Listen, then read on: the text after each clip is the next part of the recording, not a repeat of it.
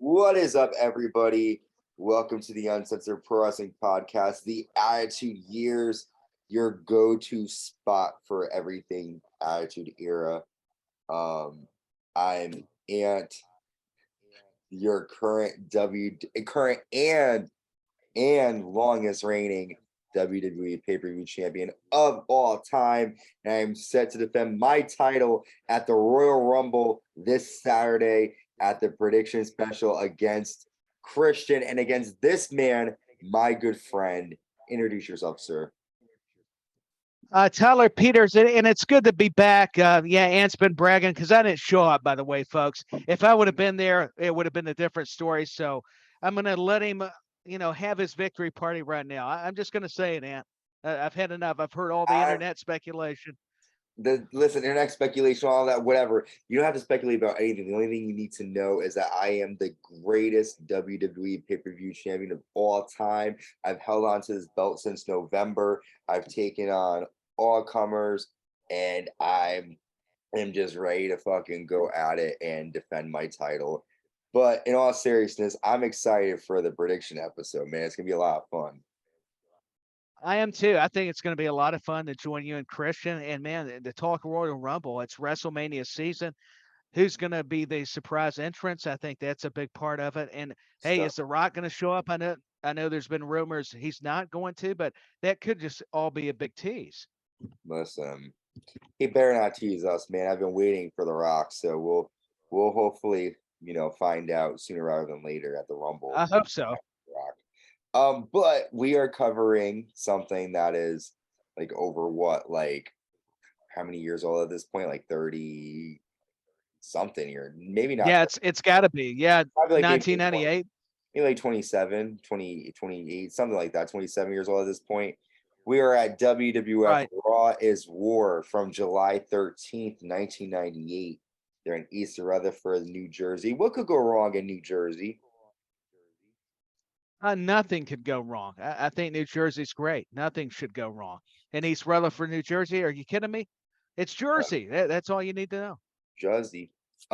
So we start off. I mean, granted, this is a great person to come out for New Jersey. The Heartbreak Kid, Shawn Michaels, who we haven't seen since WrestleMania 14 earlier this past March. He comes back.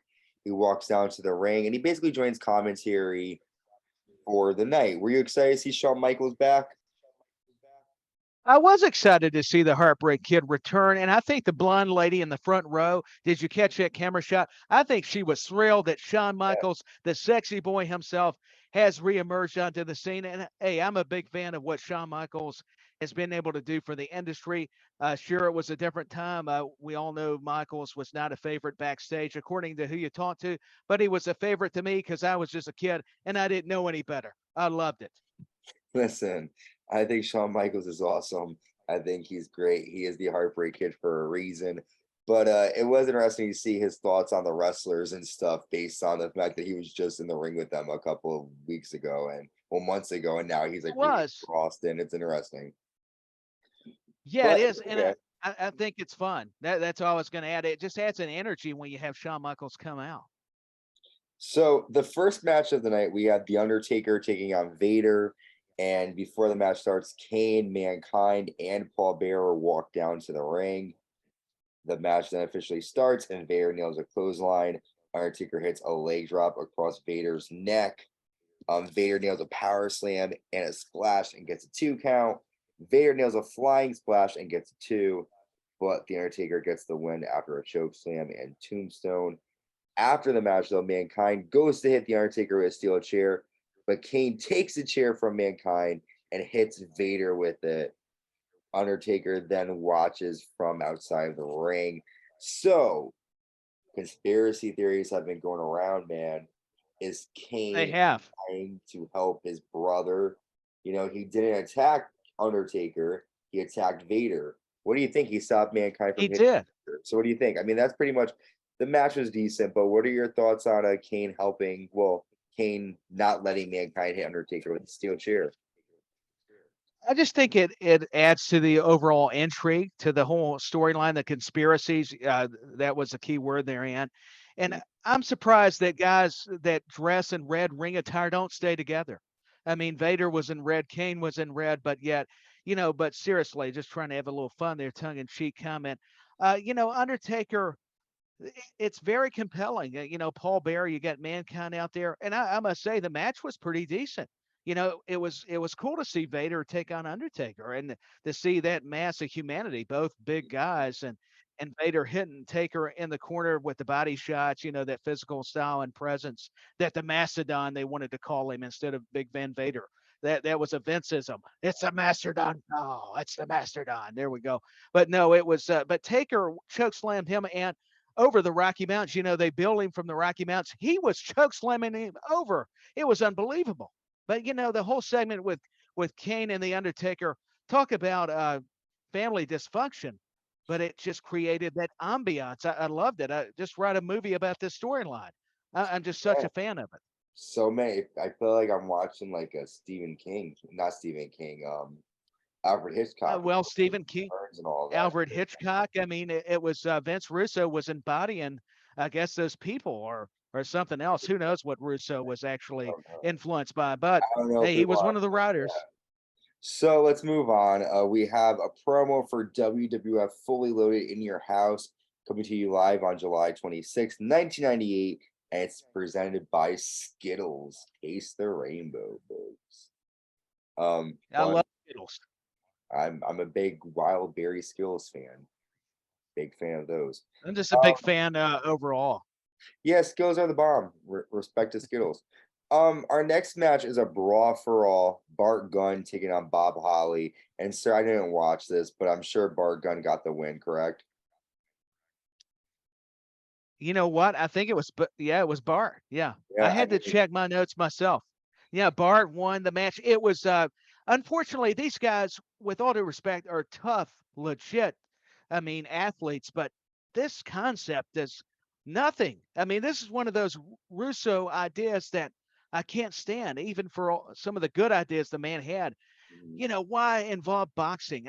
There's nothing wrong changing the format, but come on, this is still wrestling. But I guess it's part of, WWF at the time, exploring more the entertainment genre, trying to get other sports presentations within the wrestling world. I don't know. I was confused, perplexed. Let me ask you a question. Have you ever seen a Brawl for All, main event or headline of WrestleMania? No. The only thing I saw was point taken. Was WrestleMania 15, and that was a waste. Yeah, this whole Brawl for All thing is corny. Never really was into it. Never will get into it. I don't like it. That's all I was gonna say. I just didn't understand it. Well, here's something to understand. The Nation of Domination are backstage, and Jason Sensation is on commentary, and he's doing his normal promo where he's making fun of Owen Hart. He makes fun of Bret Hart. And he goes, "That's right, I'm an aardvark." He then does an Undertaker impression, Shawn Michaels, then Stone Cold. He does everybody. He does everybody. Jason says, "I know I'm late, but my nose got here 10 minutes ago." And then he goes on to say, he's making fun of Owen. He goes on to say that he has the utmost respect for the superstars. And then we see the Nation, they come back. And The Rock says, "There's nobody who will be Intercontinental Champion other than me." Godfather says, "I'll show you pimping ain't easy." Mark Henry says, "You're worried about my chest. You should be worried about my hands." D'Lo calls him trash. And Owen Hart says, "I'll slap you across your face." And Owen Hart runs down. He slaps Jason Sensation, and he applies a sharpshooter on Jason. But then DX runs out, and the Nation and DX brawl, and the Nation leave. So Jason Sensation is really causing a lot of drama here for Nation and DX. What do you think about Owen Hart finally getting his hands on Jason and putting on the sharpshooter and causing this major brawl with DX and the Nation? Jason Sensation does an impressive Owen Hart. Brett, all the names you mentioned of all the various superstars, but he deserved it. Enough is enough. You don't make fun of Owen Hart. I think he should have really cranked on the sharpshooter on Sensation. And, I'm disappointed in DX coming out. Let the Nation destroy this punk, fan. I actually like Sensation, but in the spirit of kayfabe, sports entertainment, I wish Owen would just continually beat him down. And that's what we saw. Jerry Lawler, I'm so disheartening. He's supposed to be a villain too, but he was egging it on, saying, "Hey, please don't mess with poor Jason Sensation and Shawn Michaels." You know, who cares? This guy was asking for it. But seriously, I love Jason Sensation. I just thought it was hilarious. I thought Yeah. he's getting what he deserved, but this is classic wrestling. They brought in a good situation to make the storyline even better. Jason Sensation was really great with his promos. Oh, he was so talented. And I remember even watching this clip and then going back viewing the whole episode. I did not realize or had forgotten that he was going to be involved in some physicality with Owen Hart. So I thought it was perfect and very He got clever. his ass handed to him, He 100%. did. You Mollywop. don't mess with Owen Hart. No.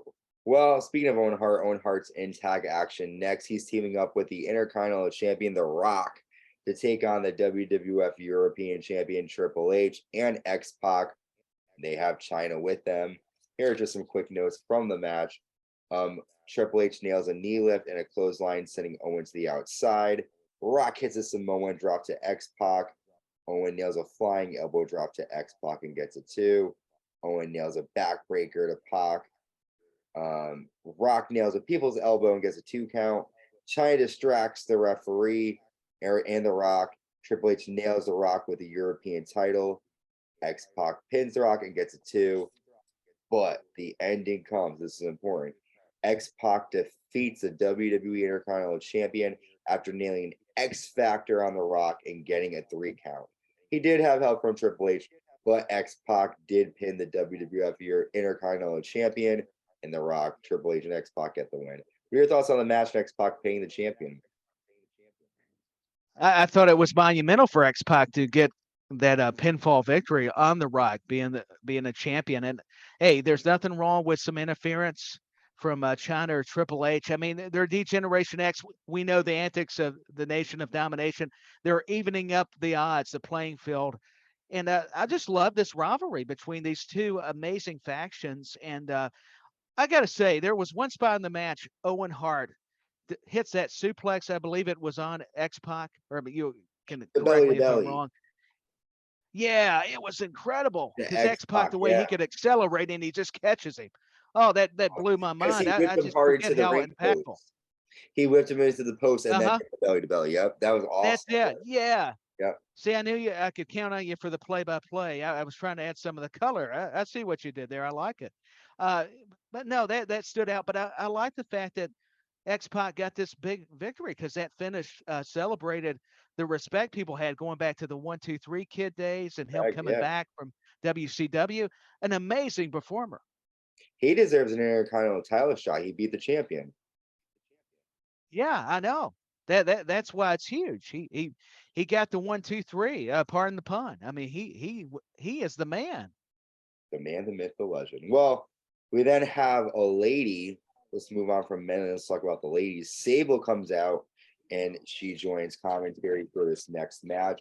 And we have a lethal weapon, Steve Blackman, taking on marvelous Marc Mero with Jacqueline in his corner. Here are some notes. Blackman nails a running chop and a running shoulder to Mero's back and gets a 2. Jacqueline yells at Sable, and Sable gets in Jacqueline's face. Mero hits a low blow and a fallaway slam. Jacqueline climbs the top rope, but Sable drops her on the top, and Jacqueline acts like her balls hurt, but it's like Jacqueline, there's like nothing there. So why are you acting like it hurts so bad? And Blackman, I was a little surprised. yeah, that was a little extra. Blackman nails a kick and gets a 3 count, and Sable outsmarts Marc Mero and Jacqueline again tonight. What do you think about this situation? And pretty much the whole point of it is that Sable getting advantage. What do you think? First of all, I was too distracted. I did watch the match, but when you got Jacqueline and Sable both on my screen, it was kind of hard to not pay attention to them. But no, I did actually watch some of the match, believe it or not. I enjoy Steve Blackman's presentation. He is a lethal weapon. I concur. And I thought, him and Marvelous Marc Mero pulled off a decent match. This was to serve the purpose, like you were relaying, of Sable affecting the finish of the match, getting her just due on Jackie. And I got to tell you, you talk about keeping the eyes on the match without having to focus on the match. They did that. I mean, I was invested. Sable. I'm just excited for Fully Loaded to see that bikini contest. Um, Uh, yeah, I'm very excited. I I- almost, how could I forget about the bikini contest? mm, well, let's talk about our next match. We're moving right along here. The WWF Tag We Team are. Championships are on the line. The champions, the New Age Outlaws with China defending against the team of Mankind and Kane with Paul Bearer by their side. And the Undertaker walks out before the match starts. Conspiracy here. Mankind bites Road Dogg in the corner. Road Dogg hits a clothesline. Billy Gunn punches Mankind's arm, and China nails Mankind's shoulder with the WWF Tag Title belt. Uh, Kane goes to chokeslam Billy Gunn, but Road Dogg stops it. Mankind sends Billy Gunn's legs first into the ring steps. The Rock and Owen Hart walk out to the ring as well. Road Dogg punches Kane, and Billy Gunn nails a pile driver to Mankind. Triple H and X-Pac fight Owen Hart and The Rock on the ramp. A lot of stuff is going on. This is like a Western brawl. Oh yeah, it's so much. I mean, it's a lot to unpack. So much shit. Road Dogg nails a Russian leg sweep, but D'Lo Brown hits a sky high on the Road Dogg, and then Kane nails a tombstone and pins the Road Dogg. And we have new WWF Tag Team Champions in Kane and Mankind. So D'Lo Brown actually helping Kane and Mankind get the win. What do you think about this match? This is a good match with a lot of drama going on. It was an entertaining and fun match. I agree with you. I think I love that Mankind was biting on Road Dogg. There must have not been many happy meals in the boiler room, is what I even wrote down. And this was pre-Mayor Kane, the mayor of Knox County. Unbelievable, the big red machine before he was a politician. I mean, it's unbelievable, but it was a solid affair. And D'Lo Brown, he's up to no good. They're going to stick it to DX because they can't stand him. I mean, it's the big splash off the top ropes. You better recognize, right, Ant? Ain't that the theme and what he said in the promo? So you better show him respect. And he proved, yeah, he proved it, man, with that head weaving. And I enjoy some D'Lo Brown. Listen, I'm surprised we got new champions. But DX are surprised too because we come back from commercial break and they're yelling at Vince McMahon about being screwed out of the titles, which I can understand them being upset. Yeah, I can understand it too, but I didn't see anything. I thought, they're crying to McMahon. Come on, I mean, what's Vince going to do? He's being fair, and I just want to say Paul Bear deserves a Father of the Year award, even though it's not Father's Day. Vince McMahon deserves to be the best citizen in the world. I mean, all these guys are just upstanding citizens, and Vince he's trying to do his job here. Well, our next match, we're gonna do our job, and we got too much and the WWF Light Heavyweight Champion Taka Michinoku taking on Kaientai with Yamaguchi-San. Here are some notes from this match. Taka nails a drop kick to Teo. Scott Taylor nails a back suplex and gets a 2. Taka argues with Scott, and Taka I'm sorry, who is this? Taka drop kicks. Okay, wait. So basically, who is this? The fuck am I talking Who about? knows? No, the Okay, move set is so different in this match. so there's Funaki, Togo, and then what's the other dude's name? Teo. Yamaguchi-san? No, there was another guy. Okay, so To be basically, honest, Kai and Tai get the win after a frog splash. That's basically it. But yeah, that we'll go with that. I didn't know either. pretty much after the match, too much attack. Taka Michinoku.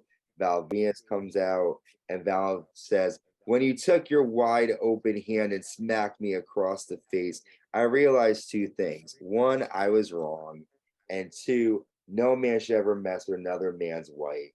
With that in my mind, I like to offer my deepest, sincere apology. To show you how sincere I am, I like to offer you a special view of my video, Lord of the Rising Venus." And basically we see Mrs. Yamaguchi-san in bed with Val Venis. Afterwards, How dare Yamaguchi-san he? freaks out in the ring. So what do you think about Val Venis sleeping with Yamaguchi-san's wife, man? Apparently, he found the remote. No, what I was going to say though, again before that, poor Funaki, he was trying. Taka betrays, too much, and that doesn't make Lawler happy because he knows he's going to be a turncoat. But going back to Val Venus, poor Yamaguchi-san, they're having to hold him back. I mean, he's going to be devastated. But what can you say when the man says hello, ladies? And she was already. She's at fault. She had wondering eyes. I mean, she was mesmerized. And I was afraid that was going to be the result. And I'll tell you what, I don't know if they were turning up the volume, turning channels, but Val Venus was in a good place. I'll tell you. Listen, I'm just gonna say Val Venus is attractive. He can pretty much get anybody you want. So you should be lucky Yamaguchi-san's wife. Whoa. Just gonna say Yeah. that. We get a Skittle Slam of the week, and it's the Undertaker attacking everybody last week on Raw as War.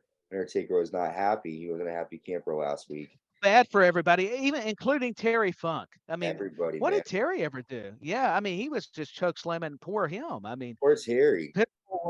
everybody, yeah, just humanity. I mean, Well, speaking of humanity, a great person for humanity, Mr. McMahon comes down to the ring, and Vince I says, couldn't agree "Wait." more. Yeah, geez, I'm so glad he's back.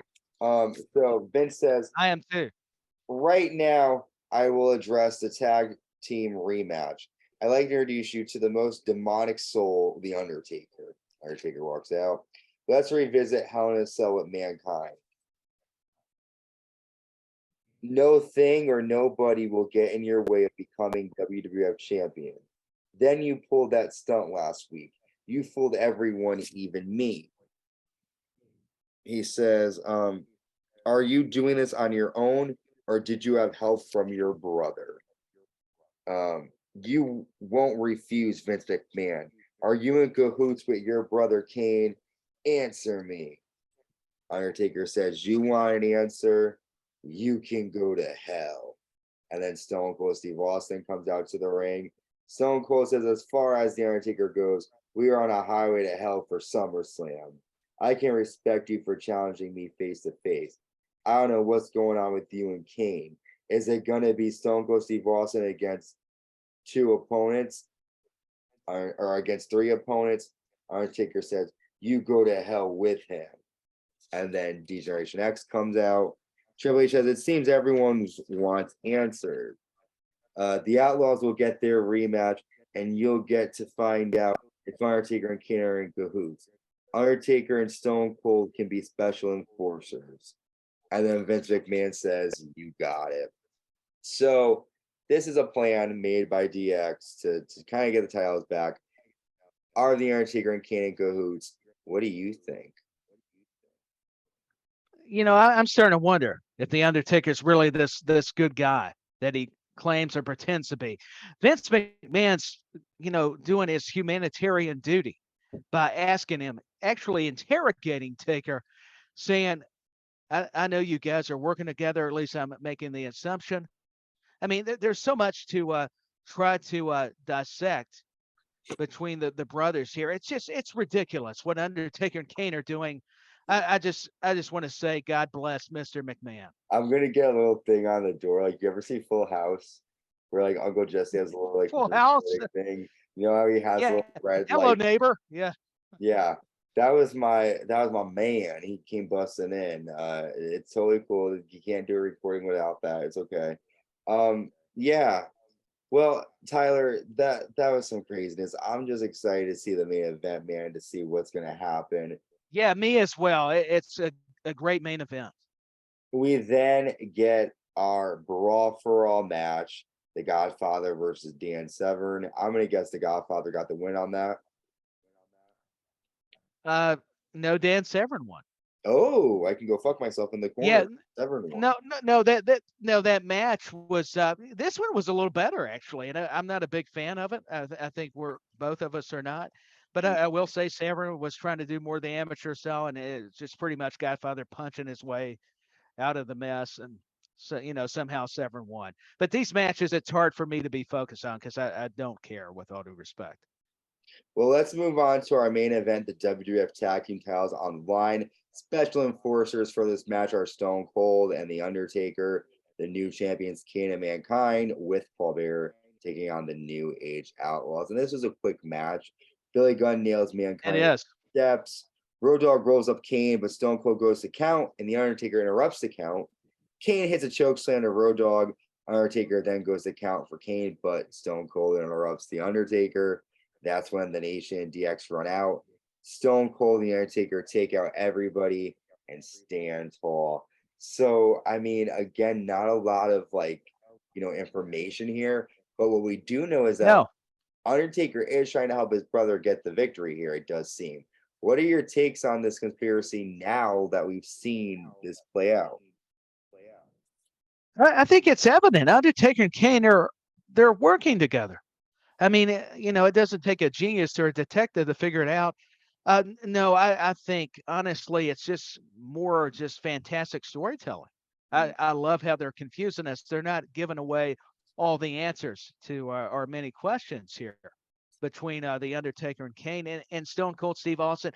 I love how they interrupted the counts. I thought that was genius. That was brilliance. And hey, what was it, Austin first or that got interrupted? It Then he was, interrupted yeah, Undertaker. Austin got interrupted when Road Dogg rolled up Kane, and then Austin interrupted Undertaker.